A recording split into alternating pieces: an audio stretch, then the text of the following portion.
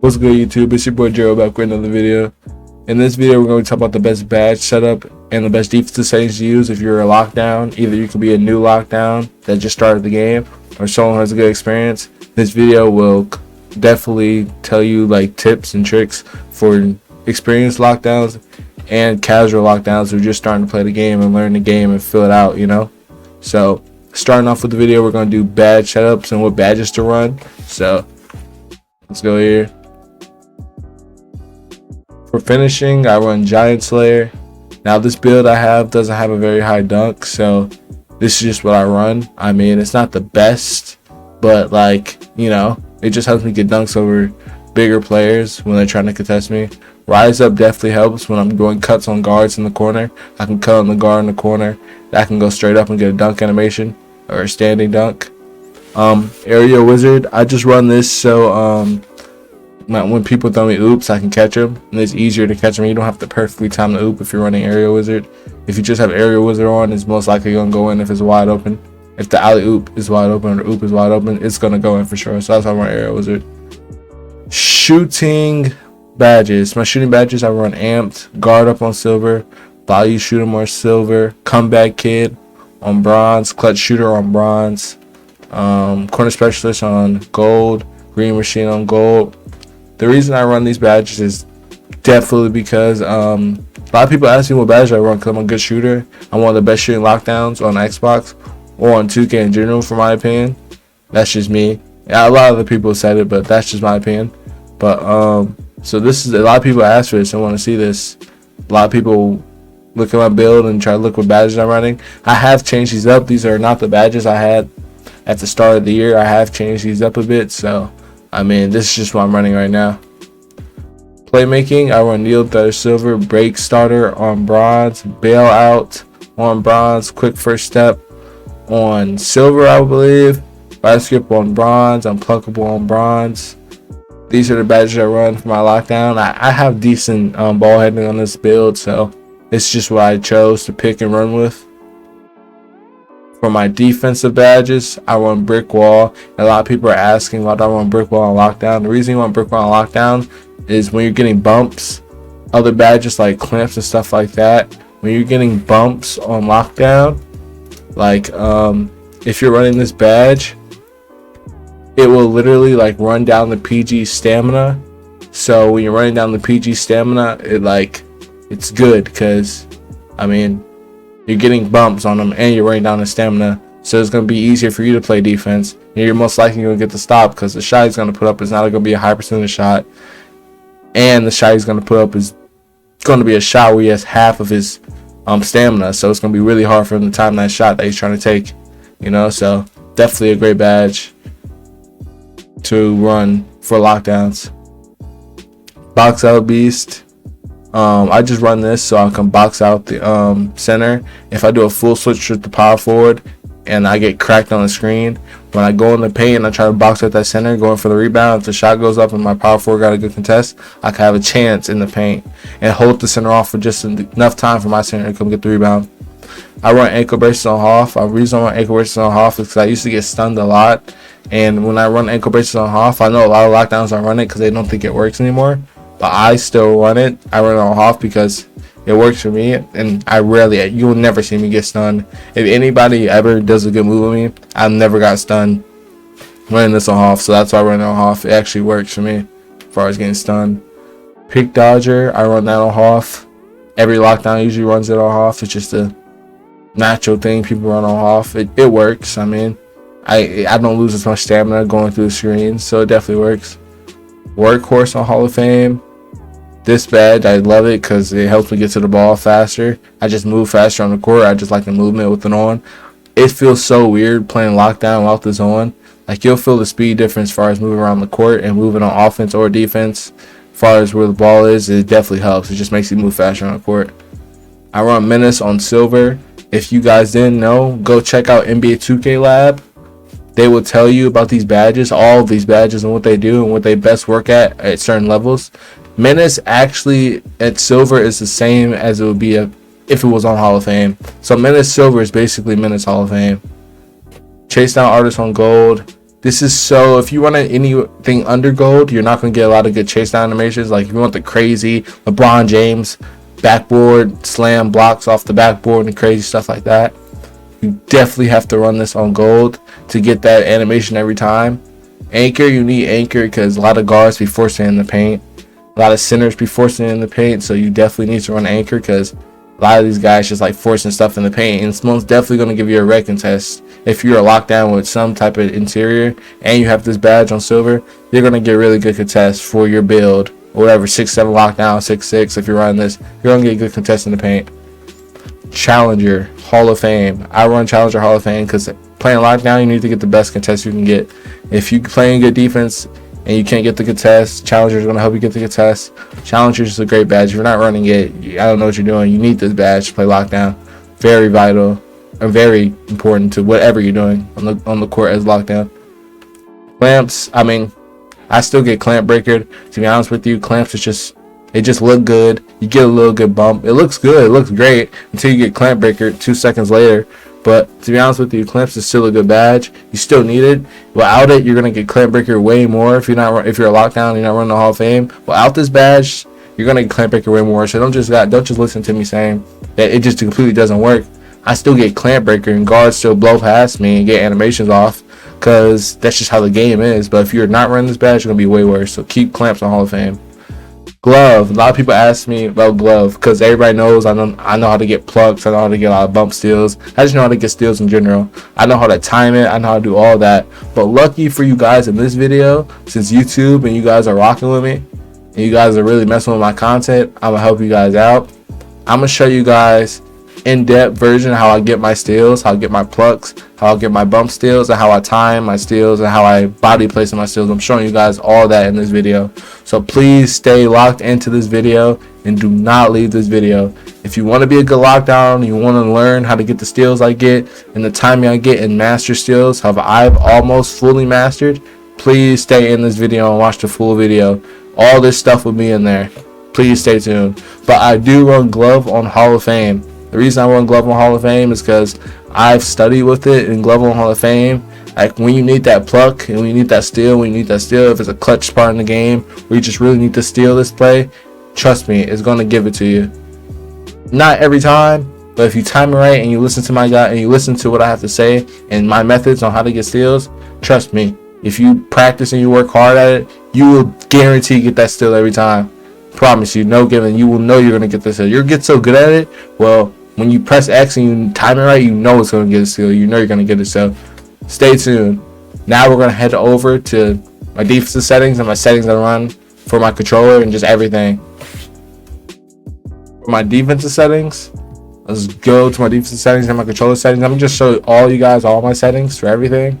So first, vibration. I do not play with vibration. The reason I don't play with vibration is because like it just sucks. Like I know a lot of other competitive players and pro players and a lot of 2K players, lockdown, any position they play. I know some that play with vibration on. I don't know if they just got used to it, but I don't like playing vibration on because I feel like it gives me extra delay on my controller, and I feel like I don't like my controller shaking in my hand when I'm trying to time a jump shot, when I'm trying to play defense. I'm trying to feel comfortable with the controller in my hand, so I do not use vibration.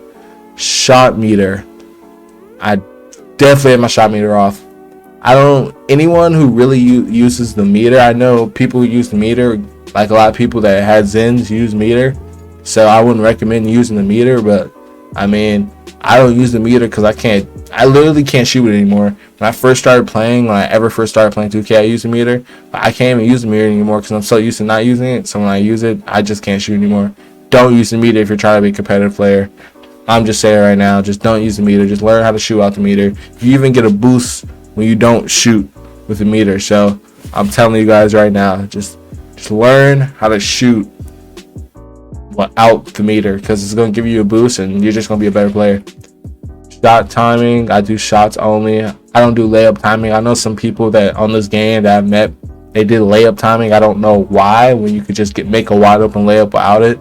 You can still make crazy layups and ones. You don't need like just layup shot timing. You don't need that. Shot timing, release time, early. A lot of people, I saw people use late. I've saw people use very early. I've saw people use everything. Early is the most closest thing I've used as far as when I play 2K22. The timing between early and the regular timing for 2K22, it will be this. So use early if you're trying to get closest to 2K22 timing, or you're just trying to get the actual realistic timing of the game and how it should be. Use early. Perfect release, I don't use no perfect release. I don't have anything. The only time I know it's green is when I see the feedback pop up at the top of the screen. That's why I know it's green. I don't use perfect release or any of that. I don't use catch fire or perfect release FSX. I don't use that either. It should be on none. So the only time I know if I green a shot is when on feedback at the top of the screen and it says excellent. If it doesn't say that or that don't pop up, I just don't know if I green. But if the shot goes in, obviously you green on 2K23 because ain't no whites like that this year. If you green a shot, you really green it. Shot meter type, curved bar, it really doesn't matter. Player indicator, I always use circle. It just better to the eye to me. I know a lot of people use the other fancy stuff and other cool things. I don't use that. I just use circle because that's just what I'm used to. It's just a generic, I guess, way. Player indicator, my favorite color is red. So I just like red. It's just default red. I've been using red for a long time, just what I use. Free throw timing, I always time my free throws. I know in 2K22 they had user timing. Not user timing, but they had you didn't have to time your free throws. Like in 2K22, people didn't time their free throws a lot. But like if you're trying to be a league player and you're a prospect, you have to do everything yourself. Like there's no such thing as other robots or bots timing your free throw. Like you have to time it yourself. Pro stick function, I keep that on default so I can do stick dunk, so I can do more dribble moves, so I can do everything. I can do really anything. Euro steps, that's why I keep it on default. Pro stick orientation, absolute. Off ball offensive mode, absolute. Double team reaction, auto. Some people run manual. I just run auto. Help defense button function, double team. Call for pick and roll versus fade, manual, which I rarely ever use, so you guys don't really have to worry about that. Player icons on. Skip pass enabled. Icon lead passing on. Pro stick pass type normal. Icon passing default. Receiver control. Receiver get open. Pro stick defense absolute. Shading indicator on and who to guard on. Now what you guys been waiting for. My defensive assist strength and box out assist strength. I'm not gonna lie to you, it automatically puts you at 50 for default. But I've learned something and I've been studying with this a lot. So lockdowns, this is a very key part in this video that people don't know. And I know a lot of lockdowns out there don't know what defensive assist does or what it means. Like you see a lot of lockdowns have it on 15, 10, 5, not 5, but it's usually from 0 to 10 to 15. And that's it. And some lockdowns I saw run on 20. But the key to this that people don't know, I used to play on 0. And when I played on 0, I don't know what it was. You control your player. So when you play on 0, everything you do is you. And that's a bad thing and a good thing. Because what you have to realize, you are a human being. And this is a video game. This is not real life. You're not going to be perfect. Like, what I mean by 0, you have to control everything you do. I really mean you control everything you do. If you want to get a bump, if you want to get a perfect contest, if you want to slide properly on defense, like when I played on 0, I was sliding to cut off PGs, far as perimeter, far as pressing, and it just canceled my slide. If you don't know how to properly slide in this game, the game will literally cancel your slide and cancel whatever you're trying to do. When a lot of lockdowns get stuck and get beat on the press because they can't slide and they're stuck in the mud, it's because of 0.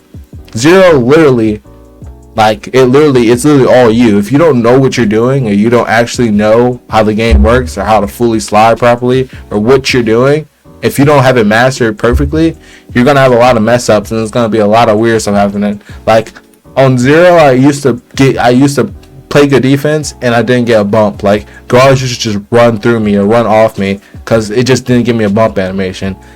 And I learned when playing 0 or 10 or whatever you're playing, a low defense assist rating, it gets kind of difficult, like really difficult, because the bumps you usually would get or the bumps you have to get, it's like so hard because you literally have to perfectly bump that guy or you just won't get no animation for bumps.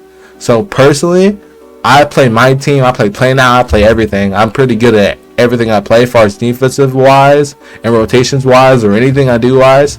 And I use 50 in everything. People were expecting me to use 50. I used to use 0, 10, or 15. Now I use 50 because in different game modes I played, 50 has worked out best for me. And literally 50 is the default. Like, you load up the games on 50. If you learn how to play on 50, like perfectly, like the game is set up on 50. You have to think about this. When they made this game, 50 defense assists was the assist that everybody got as default. Like, it's made for people, casuals, or people starting to play the game, or anybody. It's made for the game to work with you. I use 50 because, first of all, my slide doesn't get canceled anymore. I get bumps every time I'm supposed to get bumps. When I get a steal animation, the guy actually drops the ball. It actually gives me animation. 50 does a whole lot of things that you wouldn't expect it to do, and it does a whole lot of things you wouldn't expect the game to work. Like, when I first started playing the game, I didn't think defensive assists did everything I just said. I thought it was just something simple. I thought it just meant if you put it to 0, you control your player. But no, having a higher defensive assist gives you more bumps. It doesn't cancel your slides. It kind of controls your slides and keep your player from sliding all over the place. It kind of keeps your player more calm, more collective, and more efficient. That's why I use 50. If you're a good lock, you can damn near use any defensive assist if you're a good lock. If you're a good lock and your mechanics are just that good and you master the game, you can literally use any defensive assist you want. It really doesn't matter. I wouldn't go over 50 or do 100 or anything like that. Never do that. But you literally can, any defensive assist you want, 35, 40, you could probably hoop on any of these. But I use 50 because my slides never get canceled. I get a bump still every time I get it. If I want a plunk animation, I get it every time with 50. When these guys been watching me, like if you watching my games and I'm going off and I'm getting a lot of plucks and stuff, I'm on 50 defensive assists. When I get the steal, it actually gives it to me. When I played on 0, I used to get a lot of fouls because you literally have to be perfect. Like, when I mean perfect, you can have a steal. You're about to blitz a guard, right? Going up the court. If you're not perfect on 0 defensive assists, if you're not perfect on 0, you're going to most likely get a foul, or you're just going to miss the blitz by a little bit, and you're just not going to get the blitz. On 50, the game helps you.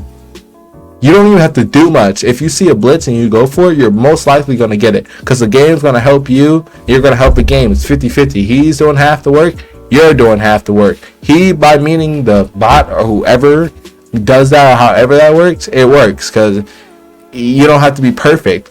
You're playing good defense, and it's taking work off you as a lockdown or as any position you're playing. It takes work off you. So running this is huge, very huge. Box out assist drift 0. I'm not a center. I'm not a power forward.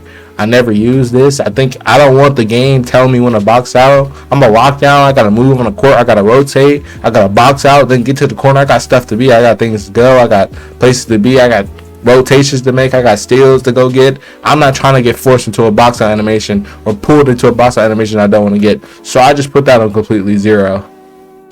So next, I'm gonna show you guys some gameplay of me in a blacktop game, showing you how to get the pluck steals, how to get the pluck animations I was talking about. If you want to get those animations, if you want to learn how to master it, I'm gonna show you guys how to do that, and that's what we're gonna do next. So see you guys then.